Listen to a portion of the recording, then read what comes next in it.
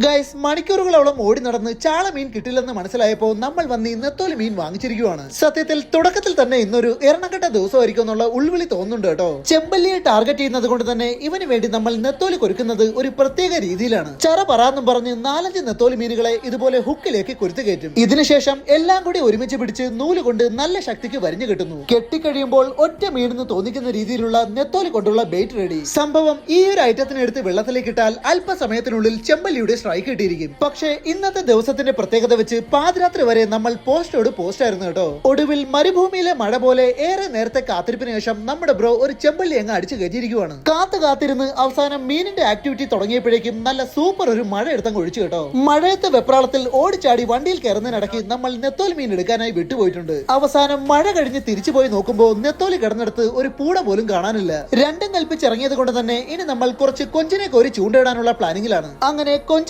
കോരി തിരിച്ചെത്തിയതും ദേ കിടക്കുന്നു അടുത്ത പണി. ഇതുവരെ ഇല്ലായിരുന്ന രീതിയിൽ ഇവിടെ കാറ്റടിച്ച് തുടങ്ങിയിരിക്കുകയാണ്. കാറ്റെന്ന് പറഞ്ഞാൽ വെറും കാറ്റല്ല, സംഭവം കൊടുങ്കാറ്റ് പോലെ അടിക്കുവാണ് കേട്ടോ. നമ്മുടെ ബ്രോയുടെ കയ്യിലിരിക്കുന്ന തോർത്തൊക്കെ സൂപ്പർമാന്റെ നിക്കർ പറക്കുന്ന പോലെ പറക്കുവാണ്. ഇത്രയും കാറ്റത്ത് മീനിന്റെ കൊത്തു പോയിട്ട് അടിയിൽ ഒരു ബോംബ് ഇട്ടാൽ പോലും അറിയാൻ കഴിയത്തില്ല. അങ്ങനെ ഇതോടുകൂടി ഇന്നത്തെ ഫിഷിങ്ങിന്റെ കാര്യം ധന്യമായിരിക്കുവാണ് കേട്ടോ.